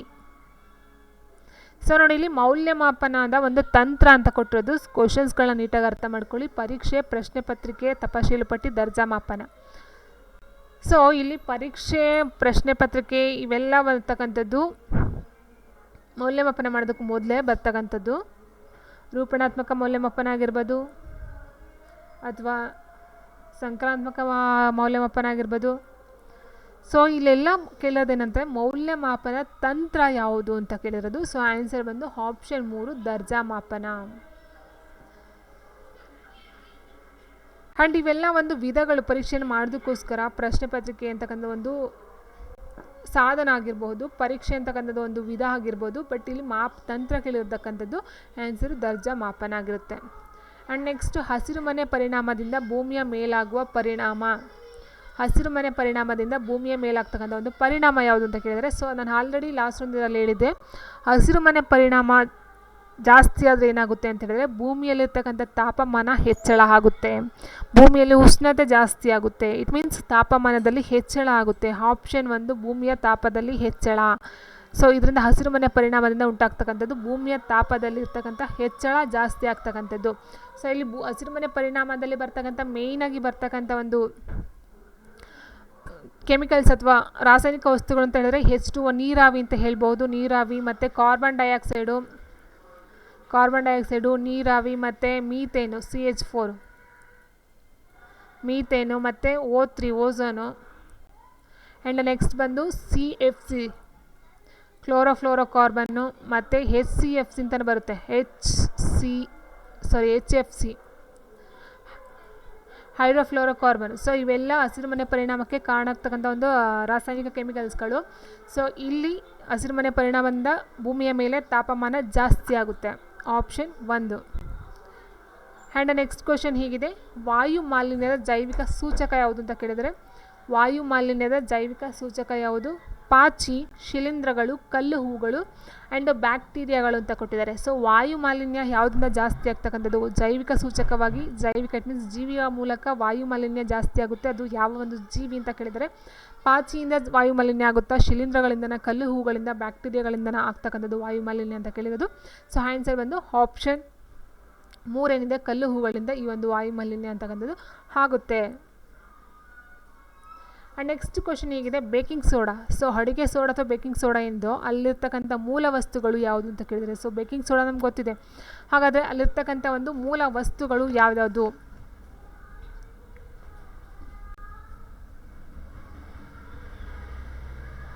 ಸೊ ನೋಡಿ, ಇಲ್ಲಿ ಬೇಕಿಂಗ್ ಸೋಡಾ ಅಂತ ಹೇಳಿದಾಗ ಅಥವಾ ಅಡುಗೆ ಸೋಡಾ ಅಂತ ಹೇಳಿದ್ರೆ, ಅಡುಗೆ ಸೋಡಾ ಏನಿದೆಯೋ ಇದು ಬಂದು ಫಾರ್ಮುಲಾ ಅಂತ ಹೇಳಿದಾಗ HCO3 ಓಕೆನಾ. ಸೊ ನೋಡಿ ಇಲ್ಲಿ NaHCO3 ಏನಿದೆಯೋ, ಸೊ ಇಲ್ಲಿರ್ತಕ್ಕಂಥ ಮೂಲ ವಸ್ತುಗಳು. ಸೊ ನಿಮಗೆ ಫಸ್ಟು ಫಾರ್ಮುಲಾ ಗೊತ್ತಾಗೋದ್ರೆ ಆನ್ಸರ್ ಗೊತ್ತಾಗ್ಬಿಡುತ್ತೆ. ಸೊ ಹಾಗಾಗಿ ಫಾರ್ಮುಲಾನ ನೀವು ನೋಡ್ಕೊಳ್ಬೇಕಾಗುತ್ತೆ. ಏನಂತ ಹೇಳಿದ್ರೆ ನೋಡಿ, ಇಲ್ಲಿ ಅಡುಗೆ ಸೋಡಾದಿರೋ ಮೂಲ ವಸ್ತುಗಳು Na ಅಂತ ಕೊಟ್ಟಿದ್ದಾರೆ. ಸೊ Na ಅಂತ ಹೇಳಿದಾಗ ಸೋಡಿಯಂ ಆಯಿತು, ಸೋಡಿಯಂ ಎಲ್ಲದರಲ್ಲೂ ಸಹ ಇದೆ. ಆ್ಯಂಡ್ H ಅಂತ ಕೊಟ್ಟಿದ್ದಾರೆ ನೋಡಿ, H ಬಂದು ಹೈಡ್ರೋಜನ್. ಸೊ ಹೈಡ್ರೋಜನ್ ಎಲ್ಲಿದೆ ನೋಡಿ, ಸೊ ಇದರಲ್ಲಿ ಬಂದಿಲ್ಲ, ಇದರಲ್ಲೂ ಇಲ್ಲ, ಹೈಡ್ರೋಜನ್ ಇಲ್ಲಿದೆ. And next CO3, C means carbon, yes ನೋಡಿ ಕಾರ್ಬನ್ ಇದೆಯಲ್ಲ. ಆ್ಯಂಡ್ O3 ಅಂದರೆ oxygen. So sodium and carbon and hydrogen and oxygen. So ಇಲ್ಲಿ ಆನ್ಸರ್ ಗೊತ್ತಾಗುತ್ತೆ. ಬೇಕಿಂಗ್ ಸೋಡಾ ಒಂದು ಫಾರ್ಮುಲಾ ಗೊತ್ತಿದ್ರೆ ನಿಮಗೆ ಆನ್ಸರು ಆಟೋಮೆಟಿಕ್ಕಾಗಿ ಗೊತ್ತಾಗ್ಬಿಡುತ್ತೆ. ಸೊ ಆನ್ಸರ್ ಬಂದು option 2 sodium, carbon, hydrogen and oxygen. So ಇದೇ ರೀತಿ ಬೇರೆ ಕ್ವಶನ್ಸ್ಗಳನ್ನ ಕೇಳಬಹುದು ಅವರು. ಸೋಡಿಯಂ ಕ್ಲೋರೈಡ್ ಆಗಿರ್ಬೋದು, ಅದು ಅಡುಗೆ ಉಪ್ಪು ಆಗಿರ್ಬೋದು, ಅಥವಾ ಪೊಟ್ಯಾಷಿಯಂ ನೈಟ್ರೇಟ್ ಆಗಿರ್ಬೋದು, ಅಥವಾ ಸುಣ್ಣದ ಕಲ್ಲಾಗಿರ್ಬೋದು. ಸೊ ಈ ಥರ ಯಾವುದಾದ್ರೂ ಒಂದು ಸಹ ಕೊಡಬಹುದು ನಿಮಗೆ. ಸೊ ಅದ್ರ ಜೊತೆಗೆ ಫಾರ್ಮುಲಾಗಳು ಸಹ ನೀಟಾಗಿ ನೋಡ್ಕೊಳ್ಳಿ. ಆ್ಯಂಡ್ ನೆಕ್ಸ್ಟ್ ಕ್ವಶನ್ ಹೀಗಿದೆ, ಗುಲ್ಬರ್ಗ, ಬಿಜಾಪುರ, ಕೊಡಗು ಹಾಗೂ ಮಂಗಳೂರು ಶಿಕ್ಷಕರು ತಮ್ಮ ವಿದ್ಯಾರ್ಥಿಗಳಿಗೆ ಸಮುದ್ರ ಆವಾಸ ಕಲಿಕೆಗಾಗಿ ಕ್ಷೇತ್ರ ಭೇಟಿಯನ್ನು ಯೋಜಿಸಿದ್ದಾರೆ. ಇವರಲ್ಲಿ ಯಾರಿಗೆ ಈ ವಿಧಾನ ಹೆಚ್ಚು ಅನುಕೂಲಕರ ಅಂತ ಕೇಳಿದ್ದಾರೆ. So it means Gulbarga, Bijapur ಮತ್ತು ಕೊಡಗು ಮತ್ತು ಮಂಗಳೂರು 4 ಇದ್ರವ್ರನ್ನ ಕರ್ಕೊಂಡು ಹೋಗಿದ್ದಾರೆ, ಜಿಲ್ಲೆಯವ್ರನ್ನ. ಇಲ್ಲಿ ಕೇಳಿರೋದೇನು, ಸಮುದ್ರ ಆವಾಸ ಕಲಿಕೆ. ಎಸ್, ಇದು ವೆರಿ ಇಂಪಾರ್ಟೆಂಟು. ಸಮುದ್ರ ಆವಾಸ ಕಲಿಕೆ ಕ್ಷೇತ್ರ ಭೇಟಿನ ಯೋಜನೆ ಮಾಡಿದ್ದಾರೆ. ಆದರೆ ಈ 4 ಜಿಲ್ಲೆಯಲ್ಲಿ ಯಾರಿಗೆ ಸಮುದ್ರ ಆವಾಸ ಕಲಿಕೆ ತುಂಬ ಉಪಯೋಗ ಅಂತ ಕೇಳಿರೋದು. ಸೊ ನೋಡಿ, ಇಲ್ಲಿ ಗುಲ್ಬರ್ಗ, ಬಿಜಾಪುರ, ಕೊಡಗು ಆ್ಯಂಡ್ ಮಂಗಳೂರಲ್ಲಿ ಗುಲ್ಬರ್ಗ, ಬಿಜಾಪುರ ಅಂತಕ್ಕಂಥದ್ದು ತೆಗೆದಾಕಿ. ಯಾಕೆ ಅಂತ ಹೇಳಿ ಅಕ್ಕಪಕ್ಕ ಯಾವುದೇ ಒಂದು ಸಮುದ್ರಗಳು ಜಾಸ್ತಿ ಕಂಡು ಬರೋದಿಲ್ಲ. ಇನ್ನು ಕೊಡಗು ಅಂತಕ್ಕಂಥದ್ದು ನೋಡ್ತಾ ಹೋದಾಗ ಕೊಡಗಲ್ಲಿ ಮಳೆ ಜಾಸ್ತಿ ಆಗಿರ್ಬೋದು, ಬಟ್ ಸಮುದ್ರ ಅಂತಕ್ಕಂಥದ್ದು ಮಂಗಳೂರಲ್ಲಿ ಜಾಸ್ತಿ ಕಂಡು ಬರ್ತಕ್ಕಂಥದ್ದು. ನೀವು ಕೇಳಿರ್ಬೋದು, ಮಂಗಳೂರಲ್ಲಿ ತುಂಬ ಬೀಚ್ಗಳು ಬರುತ್ತೆ ಆ್ಯಂಡ್ ಸಮುದ್ರಗಳು ಕಂಡು ಬರುತ್ತೆ. ಸೊ ಹಾಗಾಗಿ ಈ ಒಂದು ಸಮುದ್ರ ಆವಾಸ ಕ್ಷೇತ್ರ ಅಂತಕ್ಕಂಥದ್ದು ಕಲಿಕೆ ಅಂತಕ್ಕಂಥದ್ದು ಮಂಗಳೂರಿನಲ್ಲಿ ಹಾಕಬೇಕಾಗಿದ್ದು ಅಥವಾ ಮಂಗಳೂರಿನಲ್ಲಿರ್ತಕ್ಕಂಥ ವಿದ್ಯಾರ್ಥಿಗಳಿಗೆ ಹೆಚ್ಚಿನದಾಗಿ ಒಂದು ಅನುಕೂಲ ಇರ್ತಕ್ಕಂಥದ್ದು. ಸೊ ಹಾಗಾಗಿ answer option 4 Mangaluru. So it means ಅರ್ಥ ಆಯ್ತು ಅಂತ ಅಂದ್ಕೊಳ್ತೀನಿ. ಸಮುದ್ರದ ಅಕ್ಕಪಕ್ಕ ನಿಯರಲ್ಲಿರ್ತಕ್ಕಂಥ ಒಂದು ಜಿಲ್ಲೆ ಅದು ಮಂಗಳೂರು ಅಂತಕ್ಕಂಥದ್ದು. ಸೊ ಹಾಗಾಗಿ ಆನ್ಸರ್ ನಾವು ಮಂಗಳೂರು ಅಂತ ತೊಗೊಳ್ಬೇಕಾಗುತ್ತೆ. ನೆಕ್ಸ್ಟ್ ಕ್ವಶನ್ ಹೇಗಿದೆ, ಈ ಕೆಳಗಿನಲ್ಲಿ ಯಾವುದು ಪ್ರಕ್ಷೇಪಣವಲ್ಲದ ಮಾಧ್ಯಮ ಅಂತ ಕೇಳಿದರೆ ಶಿರೋನ್ನತ ಪ್ರಕ್ಷೇಪ, ಎಪಿಡಿಯೋ ಸ್ಕೋಪ್, ಕರಿಹಲಗೆ, LCD ಅಂತ ಕೊಟ್ಟಿದ್ದಾರೆ. ಸೊ ಫಸ್ಟ್ ನಾವಿಲ್ಲಿ ಪ್ರಕ್ಷೇಪಣ ಅಂತಂದರೆ ಏನು ಅಂತ ನೋಡಬೇಕಾಗುತ್ತೆ. ಸೊ ಪ್ರಕ್ಷೇಪಣ ಅಂತ ಹೇಳಿದ್ರೆ ಇಲ್ಲಿ ಒಂದು ಚಿತ್ರ ಆಗಿರ್ಬೋದು ಅಥವಾ ಕೈಯಲ್ಲಿ ಬರವಣಿಗೆ ಅಂತ ಹೇಳ್ತೀವಿ, ಬರವಣಿಗೆ, ಚಿತ್ರ ಅಥವಾ ಬರವಣಿಗೆ ಮೂಲಕ ತೋರಿಸ್ತಕ್ಕಂಥ ನಾವು ಪ್ರಕ್ಷೇಪಣ ಮಾಧ್ಯಮ ಅಂತ ಹೇಳ್ತೀವಿ.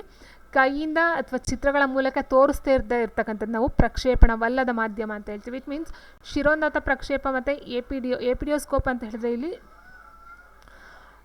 ಅಪಾರದರ್ಶಕ ಮತ್ತು ಪಾರದರ್ಶಕ ವಸ್ತುಗಳ ಚಿತ್ರಗಳನ್ನು ನೀಡ್ತಕ್ಕಂಥ ಒಂದು ಸಾಮರ್ಥ್ಯ ಇರ್ತಕ್ಕಂಥ ಒಂದು ಆಪ್ಟಿಕಲ್ ಪ್ರೊಜೆಕ್ಟರ್ ಇದು ಎಪಿಡಿಯೋಸ್ಕೋಪ್ ಅಂತಕ್ಕಂಥದ್ದು. ಇಟ್ ಮೀನ್ಸ್ ಇಲ್ಲಿ ಚಿತ್ರಗಳಾಗಿರ್ಬೋದು ಮತ್ತು ಪಾರದರ್ಶಕ ಅಥವಾ ಅಪಾರದರ್ಶಕ ಚಿತ್ರಗಳನ್ನು ಈ ಒಂದು ಎಪಿಡಿಯೋಸ್ಕೋಪ್ನಲ್ಲಿ ನಾವು ನೋಡಬಹುದು. ಆ್ಯಂಡ್ ಕರಿಹಲಗೆ ಮೇಲೆ ನಾವು ಕೈಯಾರೆ ಬರಿಬಹುದು. ಆದರೆ LCD ಏನಿದೆಯೋ ಸೊ LCD ಮೇಲೆ ನಾವು ಯಾವುದೇ ಒಂದು ಚಿತ್ರಗಳಾಗಲಿ ಅಥವಾ ಕೈ ಬರಹಗಳಾಗಲಿ ಅಥವಾ ವಿಷಯಗಳಾಗಲಿ ನಾವಲ್ಲಿ ಮೆನ್ಷನ್ ಮಾಡೋದಕ್ಕೆ ಸಾಧ್ಯ ಇಲ್ಲ. ಯಾಕೆಂದರೆ LCD ಅಂತಕ್ಕಂಥದ್ದು ಬೇರೆ ಒಂದು ಎಲೆಕ್ಟ್ರಿಕ್ ವಿದ್ಯುನ್ಮಾನದಿಂದ ನಾವು ಅದ್ರ ಮೇಲೆ ಪರದೆ ಮೇಲೆ ಬಿಡ್ತಕ್ಕಂಥದ್ದು, ನೇರವಾಗಿ ಅದ್ರ ಮೇಲೆ ನಾವು ನೋಡೋದಕ್ಕೆ ಸಾಧ್ಯ ಇಲ್ಲ. ಬೇರೆ ಒಂದು ವಿದ್ಯುನ್ಮಾನದಿಂದ ಅದ್ರ ಮೇಲೆ ಬಿಟ್ಟು ಅದರ ಮೇಲೆ ನಾವು ನೋಡ್ತಕ್ಕಂಥದ್ದು. ಸೊ ಅಲ್ಲಿ ಪ್ರಕ್ಷೇಪಣವಲ್ಲದ ಮಾಧ್ಯಮ, ಅದು ಡೈರೆಕ್ಟಾಗಿ ಅಲ್ಲೇ ಬಂದಿದ್ರೆ ಅದು ಪ್ರಕ್ಷೇಪಣ ಅಂತ ಅನ್ಸ್ಕೊಳ್ತಿತ್ತು. ಬಟ್ ಅಲ್ಲಿ ಡೈರೆಕ್ಟಾಗಿ ನಾವು ಚಿತ್ರಗಳಾಗಿರ್ಬೋದು ಅಥವಾ ಬರವಣಿಗೆಗಳಾಗಿರ್ಬೋದು ಅಥವಾ ಇನ್ನೊಂದು ಏನೋ ಆಗಿರ್ಬೋದು ಅದ್ರ ಮೇಲೆ ನಾವು ಮಾಡೋದಕ್ಕೆ ಸಾಧ್ಯ ಆಗೋದಿಲ್ಲ. ಸೊ ಬೇರೆ ಒಂದು ಯೂಸ್ ಮಾಡಿಕೊಂಡು ಅದಕ್ಕೆ ಒಂದು ಬಟ್ಟೆ ಅಥವಾ ಪರದೆಯನ್ನು ಬಿಟ್ಟು ಅದ್ರ ಮೇಲೆ ನಾವು ನೋಡ್ತಕ್ಕಂಥದ್ದು LCD ಆಗಿರುತ್ತೆ. ಸೊ ಹಾಗಾಗಿ ಇಲ್ಲಿ ಪ್ರಕ್ಷೇಪಣವಲ್ಲದ ಮಾಧ್ಯಮ ಅಂದರೆ ಆಪ್ಷನ್ 4 LCD. ಆ್ಯಂಡ್ ನೆಕ್ಸ್ಟು ಮಳೆ ನೀರು ಕೊಯ್ಲಿನ ಮುಖ್ಯ ಉದ್ದೇಶ ಏನು ಅಂತ ಕೇಳಿದ್ರೆ, ಸೊ ಇಟ್ ಮೀನ್ಸ್ ಮಳೆ ನೀರು ಕೊಯ್ಲು ಅಂದರೆ ಏನು? ಮಳೆ ನೀರು ಕೊಯ್ಲು ಅಂತ ಹೇಳಿದ್ರೆ ಮಳೆ ನೀರನ್ನು ಶೇಖರಣೆ ಮಾಡ್ತಕ್ಕಂಥದ್ದು ಅಥವಾ ಹಿಂಗು ಗುಂಡಿಗಳನ್ನು ಮಾಡಿ ಭೂಮಿಯೊಳಗಡೆ ನೀರನ್ನು ಶೇಖರಣೆ ಮಾಡ್ತಕ್ಕಂಥದ್ದು ನಾವು ಹೇಳ್ತೀವಿ ಮಳೆ ನೀರು ಕೊಯ್ಲು ಅಂತ ಹೇಳ್ತೀವಿ. ಇಟ್ ಮೀನ್ಸ್ ಇದರಿಂದ ಏನು ಉದ್ದೇಶ ಅಂತ ಹೇಳಿದ್ರೆ ಅಣೆಕಟ್ಟುಗಳ ನೀರಿನ ಪ್ರಮಾಣವನ್ನು ಹೆಚ್ಚಳ ಮಾಡ್ತಕ್ಕಂಥದ್ದ ಅಥವಾ ಭೂಮಿಯೊಳಗಿನ ಜಲಮಟ್ಟದ ಮರುಪೂರಣನ ಅಥವಾ ಮರು ಅರಣ್ಯೀಕರಣನ ಅಥವಾ ಮಣ್ಣಿನ ಫಲವತ್ತತೆಯಲ್ಲಿ ಹೆಚ್ಚಳನ. ಸೊ ಮಳೆ ನೀರು ಕೊಯ್ಲು ಅಂತ ಹೇಳಿದ್ರೆ ನಾನು ಹೇಳಿದಾಗೆ ಮಳೆ ನೀರನ್ನು ಶೇಖರಣೆ ಮಾಡ್ತಕ್ಕಂಥದ್ದು ಭೂಮಿ ಒಳಗಡೆ. ನೀವು ಕೇಳಿರ್ಬೋದು ಹಿಂಗು ಗುಂಡಿಗಳನ್ನಾಗಿ ಮಾಡಿ ಅಥವಾ ಈ ಮಳೆ ನೀರು ಏನು ಬರುತ್ತೋ ಸೊ ಅದರ ಒಂದು ಸೈಡಲ್ಲಿ ಗುಂಡಿಗಳನ್ನಾಗಿ ಮಾಡಿ ನಾವು ನೀರನ್ನು ಭೂಮಿ ಒಳಗಡೆ ಇಳಿಸ್ತಕ್ಕಂಥದ್ದು ಅಲ್ವಾ. ಸೊ ಇಟ್ ಮೀನ್ಸ್ ಭೂಮಿಯೊಳಗಿನ ಜಲಮಟ್ಟದ ಮರುಪೂರಣ, ಭೂಮಿಯಲ್ಲಿರ್ತಕ್ಕಂಥ ಜಲ ಏನಿದೆ ನೀರನ್ನು ಅದು ಹೆಚ್ಚಿಸ್ತಕ್ಕಂಥದ್ದು ಈ ಒಂದು ಮಳೆ ನೀರು ಕೊಯ್ಲಿನ ಒಂದು ಉದ್ದೇಶ ಆಗಿರುತ್ತೆ. ಆಪ್ಷನ್ 2 ಭೂಮಿಯೊಳಗಿನ ಜಲಮಟ್ಟದ ಮರುಪೂರಣ ಅಂತಕ್ಕಂಥದ್ದು. ಸೊ ಇಲ್ಲಿ ಅಣೆಕಟ್ಟಾಗಿರ್ಬೋದು, ಮರು ಅರಣ್ಯೀಕರಣ ಆಗಿರ್ಬೋದು, ಮಣ್ಣಿನ ಫಲವತ್ತತೆಯಲ್ಲಿ ಹೆಚ್ಚಳ, ಇದು ಯಾವುದೂ ಸಹ ಮಳೆ ನೀರಿನ ಒಂದು ಕೊಯ್ಲಿನ ಒಂದು ಮುಖ್ಯ ಉದ್ದೇಶ ಆಗಿರೋದಿಲ್ಲ. ಆ್ಯಂಡ್ ನೆಕ್ಸ್ಟ್ ಕ್ವಶನ್ ಹೀಗಿದೆ, ಈ ಕೆಳಗಿನ ವಿಧಾನಗಳಲ್ಲಿ ಯಾವುದು ನಿಜವಾದ ಮೌಲ್ಯಮಾಪನ ಅಂತ ಕೇಳಿದರೆ ಶೈಕ್ಷಣಿಕ ವರ್ಷಾಂತ್ಯದಲ್ಲಿ ಮೌಲ್ಯಮಾಪನ ಮಾಡುವುದು, ಶೈಕ್ಷಣಿಕ ಅವಧಿಯಲ್ಲಿ 2 ಬಾರಿ ಮೌಲ್ಯಮಾಪನ ಮಾಡುವುದು, ನಿರಂತರ ಪರೀಕ್ಷೆ ನಡೆಸುವುದು, ರೂಪಣಾತ್ಮಕ ಮೌಲ್ಯಮಾಪನ ಅಂತ ಕೊಟ್ಟಿದ್ದಾರೆ. ಸೊ ಇಲ್ಲಿ ನಿರಂತರ ಪರೀಕ್ಷೆ ಮಾಡಿಸುವುದು ಓಕೆ, ಶೈಕ್ಷಣಿಕ ಅವಧಿಯಲ್ಲಿ 2 ಬಾರಿ ಮೌಲ್ಯಮಾಪನ ನಡೆಸ್ತಕ್ಕಂಥ. ಇಟ್ ಮೀನ್ಸ್ ವರ್ಷದಲ್ಲಿ ಏನಿದೆಯೋ ಶೈಕ್ಷಣಿಕ ವರ್ಷದಲ್ಲಿ 2 ಸಾರಿ ಮಾತ್ರ ಮೌಲ್ಯಮಾಪನವನ್ನು ಮಾಡ್ತಕ್ಕಂಥದ್ದು. ಶೈಕ್ಷಣಿಕ ವರ್ಷಾಂತ್ಯದಲ್ಲಿ ಮೌಲ್ಯಮಾಪನ ಇಟ್ ಮೀನ್ಸ್ ವರ್ಷದಲ್ಲಿ 1 ಸಾರಿ ಮೌಲ್ಯಮಾಪನ ಮಾಡ್ತಕ್ಕಂಥದ್ದು ಮಾಡೋದಾ? ನೋ. ಆ್ಯಂಡ್ 2 ಸಾರಿ ಮಾಡೋದಾ? ಅಲ್ಲ. ರೂಪಣಾತ್ಮಕ ಮೌಲ್ಯಮಾಪನ ಅಂದರೆ ಏನಂತ ನಿಮ್ಗೆ ಗೊತ್ತಿರುತ್ತೆ. ಇಟ್ ಮೀನ್ಸ್ ಘಟಕ ಪರೀಕ್ಷೆಗಳನ್ನು ಮಾಡ್ತಕ್ಕಂಥದ್ದು ಅಥವಾ ಎಕ್ಸಾಮ್ ಇಟ್ ಮೀನ್ಸ್ ಪಾಠಗಳನ್ನ ಏನು ಮಾಡ್ತಾ ಇರ್ತಾರೋ ಮಧ್ಯೆ ಕ್ವಶನ್ಸ್ಗಳನ್ನ ಕೇಳ್ತಕ್ಕಂಥದ್ದು, ಕ್ವಿಜ್ಗಳನ್ನ ಮಾಡ್ತಕ್ಕಂಥದ್ದು, ರಸಪ್ರಶ್ನೆಗಳನ್ನ ಕೇಳ್ತಕ್ಕಂಥದ್ದು. ಸೊ ಈ ಥರ ಏನು ಕಲಿಕೆಯ ಜೊತೆಯಲ್ಲಿಯೇ ಇಟ್ ಮೀನ್ಸ್ ವರ್ಷ ಪೂರ್ತಿ ಈ ಒಂದು ಮೌಲ್ಯಮಾಪನವನ್ನು ಮಾಡ್ತಾರಲ್ಲ, ಸೊ ಅದನ್ನು ನಾವು ರೂಪಣಾತ್ಮಕ ಮೌಲ್ಯಮಾಪನ ಅಂತ ಹೇಳ್ತೀವಿ. ಸೊ ಅದು ನಿಜವಾದ ಒಂದು ಮೌಲ್ಯಮಾಪನ. ಇಟ್ ಮೀನ್ಸ್ ಘಟಕ ಪರೀಕ್ಷೆ ಆಗಿರ್ಬೋದು ಅಥವಾ ಪಾಠಗಳ ಮಧ್ಯೆ ಕ್ವಶನ್ಸ್ಗಳನ್ನ ಕೇಳೋದಾಗಿರ್ಬೋದು ಅಥವಾ UTಗಳನ್ನ ಕೊಡೋದಾಗಿರ್ಬೋದು. ಸೊ ಇಟ್ ಮೀನ್ಸ್ ಇದೆಲ್ಲ ಒಂದು ವರ್ಷ ಪೂರ್ತಿ ಜೊತೆಯಲ್ಲೇ ನಾವು ಮೌಲ್ಯಮಾಪನವನ್ನು ಮಾಡ್ತಕ್ಕಂಥದ್ದು ರೂಪಣಾತ್ಮಕ ಮೌಲ್ಯಮಾಪನ ಆಗಿರುತ್ತೆ. So answer option 4. And next question ಹೀಗಿದೆ, ಬೇಸಿಗೆಯಲ್ಲೂ ಪರ್ವತ ಪ್ರದೇಶಗಳು ತಂಪಾಗಿರುವುದಕ್ಕೆ ವಿದ್ಯಾರ್ಥಿಗಳು ಕಾರಣ ಕೊಡುವರು, ಇದು ಕೆಳಗಿನಲ್ಲಿಗೆ ಸಂಬಂಧಿಸಿದೆ ಅಂತ ಕೊಟ್ಟಿದ್ದಾರೆ. ಜ್ಞಾನ, ಅರ್ಥೈಸುವಿಕೆ, ಅನ್ವಯ, ಕೌಶಲ್ಯ ಅಂತ ಕೊಟ್ಟಿದೆ. ಬೇಸಿಗೆಯಲ್ಲೂ ಪರ್ವತ ಪ್ರದೇಶಗಳು ತಂಪಾಗಿರುವುದಕ್ಕೆ ವಿದ್ಯಾರ್ಥಿಗಳು ಕಾರಣವನ್ನು ಕೊಡ್ತಾರೆ. ಕಾರಣ ಮೀನ್ಸ್ ರೀಸನ್ಸ್ನ ಕೊಡ್ತಾರೆ. ಏನು ಇದು ಯಾವುದಕ್ಕೆ ಸಂಬಂಧಿಸಿದೆ? ಜ್ಞಾನನ ಆಗುತ್ತೆ, ಜ್ಞಾನ ಆಗುತ್ತೆ, ಅರ್ಥೈಸುವಿಕೆ ಆಗುತ್ತೆ, ಅನ್ವಯ, ಕೌಶಲ್ಯ. ಸೊ ನಾವು ನೋಡ್ತಾ ಹೋದರೆ 4 ಸಹ ಅಪ್ಲೈ ಆಗುತ್ತೆ ಅಂತ ಅನಿಸುತ್ತೆ. ಬಟ್ ಇದಕ್ಕೆ ಮೇನ್ ಆನ್ಸರ್ ಅಂತ ಹೇಳಿದ್ರೆ ಅನ್ವಯ, ಆಪ್ಷನ್ 3 ಅನ್ವಯ ಅಂತಕ್ಕಂಥದ್ದು. ಆ್ಯಂಡ್ ನೆಕ್ಸ್ಟ್ ಕ್ವಶನ್ ಹೇಗಿದೆ, ಮಾನವನು ಉಗಮವಾದ ಯುಗ. ಎಸ್, ಇದು ಮೇಯ್ನಾಗಿ ಏನಂತ ಹೇಳ್ತೀವಿ ಅಂದರೆ ಸಸ್ತನಿಗಳ ಯುಗ ಅಂತಲೇ ಹೇಳ್ತೀವಿ. ಮಾನವನನ್ನು ಸಸ್ತನಿ ಅಂತ ಹೇಳ್ತೀವಿ. ಸಸ್ತನಿ ಮೀನ್ಸ್ ಹಾಲು ಉಣಿಸುವಂಥ, ಇಟ್ ಮೀನ್ಸ್ ಸ್ತನಗಳನ್ನು ಹೊಂದಿರತಕ್ಕಂಥದ್ದು ಮತ್ತು ತನ್ನಂತೆ ಇರ್ತಕ್ಕಂಥ ಮರಿಗಳಿಗೆ ಜನ್ಮ ಕೊಡ್ತಕ್ಕಂಥದ್ದು, ರೋಮಗಳನ್ನು ಒಳಗೊಂಡಿರ್ತಕ್ಕಂಥದ್ದು ನಾವು ಸಸ್ತನಿ ಅಂತ ಹೇಳ್ತೀವಿ. ಸೊ ಸಸ್ತನಿಗಳ ಯುಗ ಇಟ್ ಮೀನ್ಸ್ ಅಲ್ಲಿ ಪ್ರಾಣಿಗಳು, ಪಕ್ಷಿಗಳು, ಮಾನವ ಇನ್ಕ್ಲೂಡಿಂಗ್ ಮಾನವ, ಪ್ರಾಣಿ, ಪಕ್ಷಿ ಮತ್ತು ಹೂ ಬಿಡುವಂತಹ ಸಸ್ಯಗಳು ಸಹ ಈ ಒಂದು ಮಾನವನ ಉಗಮದ ಯುಗದಲ್ಲೇ ಬರ್ತಕ್ಕಂಥದ್ದು. ಇಟ್ ಮೀನ್ಸ್ ಸಿನೋಜೋಯಿಕ್ ಯುಗ ಅಂತ ಹೇಳ್ತೀವಿ. ಸಸ್ತನಿಗಳ ಯುಗ, ಮಾನವನ ಉಗಮ ಈ ಒಂದು ಸಿನೋಜೋಯಿಕಲ್ಲಿ ಬರ್ತಕ್ಕಂಥದ್ದು. ಸೊ ಹೂ ಬಿಡುವ ಸಸ್ಯಗಳ ಯುಗ ಅಂತಲೇ ಹೇಳ್ಬೋದು. ಪ್ರಾಣಿ, ಪಕ್ಷಿಗಳು, ಮಾನವನು ಎಲ್ಲ ಬರ್ತಕ್ಕಂಥದ್ದು ಈ ಒಂದು ಸಿನೋಜೋಯಿಕ್ ಯುಗದಲ್ಲಿ. ಸೊ ಇದನ್ನು ಸಸ್ತನಿಗಳ ಯುಗ ಅಂತಲೂ ಸಹ ಕರಿತಾ ಹೋಗ್ತೀವಿ. ಆ್ಯಂಡ್ ನೆಕ್ಸ್ಟು ಇದೇನಿದೆ ಪ್ರೊಟೆರೋಜೋಯಿಕ್, ಇದು ಒಂದು 3ನೇ ಯುಗ ಅಂತ ಹೇಳ್ತೀವಿ. ಇದು 4ನೇ ಯುಗ, ಲಾಸ್ಟ್ ನಾವೇನಿದ್ದೀವಿ ಈಗ ಇದು ಲಾಸ್ಟ್ ಯುಗ. ಆ್ಯಂಡ್ ಇದರ ಮೊದಲಿರ್ತಕ್ಕಂಥದ್ದು ಪ್ರೊಟೆರೋಜೋಯಿಕ್ ಯುಗ ಅಂತ ಹೇಳ್ತಕ್ಕಂಥದ್ದು. ಆ್ಯಂಡ್ ನೆಕ್ಸ್ಟು ಇದು ಮೀಸೋಜೋಯಿಕ್ ಏನಿದೆಯೋ, ಸೊ ಮೀಸೋಜೋಯಿಕ್ ಯುಗ ಬಂದು ಮೊದಲನೇ ಯುಗ. ಆ್ಯಂಡ್ ಪಾಲಿಜೋಯಿಕ್ ಬಂದು 2ನೇ ಯುಗ. ಸೊ ಆ್ಯಂಡ್ ಪ್ರೊಟೆರೋಜೋಯಿಕ್ ಬಂದು 3ನೇದು, ಸಿನೋಜೋಯಿಕ್ ಬಂದು ಈಗ ನಾವಿರ್ತಕ್ಕಂಥ 4ನೇ ಯುಗ, ಮಾನವನ ಯುಗ ಬಂದು ಇದರಲ್ಲಿ ಬರ್ತಕ್ಕಂಥದ್ದು. ಆ್ಯಂಡ್ ನೆಕ್ಸ್ಟ್ ಇಲ್ಲಿ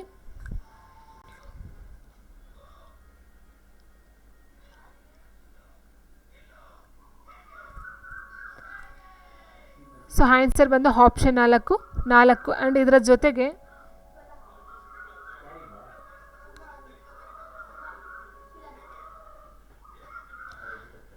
ಸೊ ಆ್ಯಂಡ್ ಜೊತೆಗೆ ಇಲ್ಲಿ ಇನ್ನೂ ಒಂದು ಪಾಯಿಂಟ್ ಬರುತ್ತೆ, ಏನಂದರೆ ಡೈನೋಸರ್ ಮತ್ತು ಜಿಮ್ನೋಸ್ಪರ್ಮ್ ಅಂತಕ್ಕಂಥದ್ದು ಕಂಡು ಬರ್ತಕ್ಕಂಥದ್ದು ಏನಿದೆಯೋ ಸೊ ಅದು ಸಹ ಕಂಡು ಬರುತ್ತೆ 252ರಲ್ಲಿ ಕಂಡು ಬರ್ತಕ್ಕಂಥದ್ದು. ಸೊ ಅದು ಸಹ ಮೀಸೋಜೋಯಿಕ್ ಯುಗ ಏನಿದೆ ಸೊ ಅಲ್ಲಿ ಕಂಡು ಬರ್ತಕ್ಕಂಥದ್ದು. ಆ್ಯಂಡ್ ನೆಕ್ಸ್ಟ್ ಲಾಸ್ಟ್ ಕ್ವಶನ್ ಹೇಗಿದೆ, ಸಸ್ಯ ಅಂಗಾಂಶಗಳು ಪ್ರಚೋದನೆಗೆ ತಕ್ಕ ಪ್ರತಿಕ್ರಿಯೆ ವ್ಯಕ್ತಪಡಿಸುತ್ತವೆ ಎಂಬುದನ್ನು ತೋರಿಸಲು ಜೆ.ಸಿ. ಬೋಸ್ರವರು ಕಂಡುಹಿಡಿದಂಥ ಉಪಕರಣ ಯಾವುದು ಅಂತ ಕೇಳಿದರೆ, ಇಲ್ಲಿ ಸಸ್ಯ ಅಂಗಾಂಶಗಳ ಪ್ರಚೋದನೆಗೆ ತಕ್ಕ ಪ್ರತಿಕ್ರಿಯೆಯನ್ನು ವ್ಯಕ್ತಪಡಿಸೋದಕ್ಕೋಸ್ಕರ ಜೆ.ಸಿ. ಬೋಸ್ರವರು 20ನೇ ಶತಮಾನದಲ್ಲಿ ಒಂದು ಇದನ್ನು ಕಂಡುಹಿಡ್ತಾರೆ. ಅದು ಏನಂತ ಹೇಳಿದ್ರೆ 20ನೇ ಶತಮಾನದಲ್ಲಿ ಬಂದು ಸೊ ನೋಡಿ ಇಲ್ಲಿ ಕೊಟ್ಟಿದ್ದ 4 ಕ್ರೆಸ್ಕೋಗ್ರಾಫು, ಸಿಸ್ಮೋಗ್ರಾಫು, ಬಯೋಗ್ರಾಫ್ ಆ್ಯಂಡ್ ಕಾರ್ಡಿಯೋಗ್ರಾಫ್ ಅಂತ. ಸೊ ಇಲ್ಲಿ 4 ಫಸ್ಟ್ ಅರ್ಥನ ತಿಳ್ಕೊಂಡ್ರೆ ನಾವು ಆನ್ಸರು ಈಸಿಯಾಗಿ ಅರ್ಥ ಆಗುತ್ತೆ. ನೋಡಿ ಕ್ರೆಸ್ಕೋಗ್ರಾಫ್ ಅಂತ ಹೇಳಿದರೆ ಸಸ್ಯದ ಬೆಳವಣಿಗೆಯನ್ನು ಅಳಿತಕ್ಕಂಥ ಒಂದು ಮಾಪನ ಅಥವಾ ಸಾಧನ ಅಂತ ಹೇಳ್ಬೋದು. ಸಸ್ಯದ ಬೆಳವಣಿಗೆಯ ಒಂದು ಅಳಿತಕ್ಕಂಥ ಒಂದು ಸಾಧನವನ್ನು ಕ್ರೆಸ್ಕೋಗ್ರಾಫ್ ಅಂತ ಹೇಳ್ತೀವಿ. ಇಟ್ ಮೀನ್ಸ್ ಸಸ್ಯ ಅಂಗಾಂಶಗಳ ಪ್ರಚೋದನೆಗೆ ತಕ್ಕ ಪ್ರತಿಕ್ರಿಯೆ ಅಂತಕ್ಕಂಥದ್ದು ಏನಿದೆಯೋ ಇದು ನಾವು ಕ್ರೆಸ್ಮೋಗ್ರಾಫಲ್ಲಿ ಅಳಿತಕ್ಕಂಥದ್ದು. ಆ್ಯಂಡ್ ನೆಕ್ಸ್ಟು ಸಿಸ್ಮೋಗ್ರಾಫ್ ಅಂತ ಹೇಳಿದ್ರೆ ನಿಮ್ಗೆ ಗೊತ್ತಿದೆ, seismograph means Richter, it means ಭೂಕಂಪವನ್ನು ಅಳಿತಕ್ಕಂಥದ್ದು, ಭೂಕಂಪ ಸಿಸ್ಮೋಗ್ರಾಫು. ಆ್ಯಂಡ್ ನೆಕ್ಸ್ಟು ಬಯೋಗ್ರಾಫ್ ಅಂತ ಹೇಳಿದರೆ ಇಟ್ ಮೀನ್ಸ್ ಬಯೋಗ್ರಾಫ್ ಅಂತ ಹೇಳಿದರೆ ಇದನ್ನು ತಾವೇ ಬರ್ಕೊಳ್ತಕ್ಕಂಥ ತಮ್ಮ ಜೀವನ ಚರಿತ್ರೆಯನ್ನು ಯಥಾವತ್ತಾಗಿ ಒಬ್ಬ ವ್ಯಕ್ತಿ ಅಥವಾ ಒಬ್ಬ ಮನುಷ್ಯ ಮಾನವ ತನ್ನ ಜೀವನವನ್ನು ಯಥಾವತ್ತಾಗಿ ಚಿತ್ರಿಸ್ತಕ್ಕಂಥ ಒಂದು ಕೃತಿಯನ್ನು ನಾವು ಬಯೋಗ್ರಾಫ್ ಅಂತ ಹೇಳ್ತೀವಿ. ಸೊ ಇಟ್ ಮೀನ್ಸ್ ಬದುಕಿರ್ತಕ್ಕಂಥ ಒಬ್ಬ ವ್ಯಕ್ತಿ ತನ್ನ ಒಂದು ಬಯೋಗ್ರಫಿಯನ್ನು ತಾನೇ ಬರ್ಕೊಳ್ತಕ್ಕಂಥದ್ದು. ಸೊ ಅದು ಬಯೋಗ್ರಾಫು. ಆ್ಯಂಡ್ ಕಾರ್ಡಿಯೋಗ್ರಾಫ್ ಅಂತ ಹೇಳಿದ್ರೆ ಇದು ಹೃದಯಕ್ಕೆ ಸಂಬಂಧಪಟ್ಟಂಥದ್ದು. ಇದು ಹೃದಯ ಬಡಿತವನ್ನು ಮೆಜರ್ಮೆಂಟ್ ಇದು ಮಾಡ್ತಕ್ಕಂಥದ್ದು ಕಾರ್ಡಿಯೋಗ್ರಾಫ್ ಆಗುತ್ತೆ. ಸೊ ಈಗ ಆನ್ಸರ್ ಸಿಕ್ತು ಅಂತ ಅಂದ್ಕೊಳ್ತೀವಿ.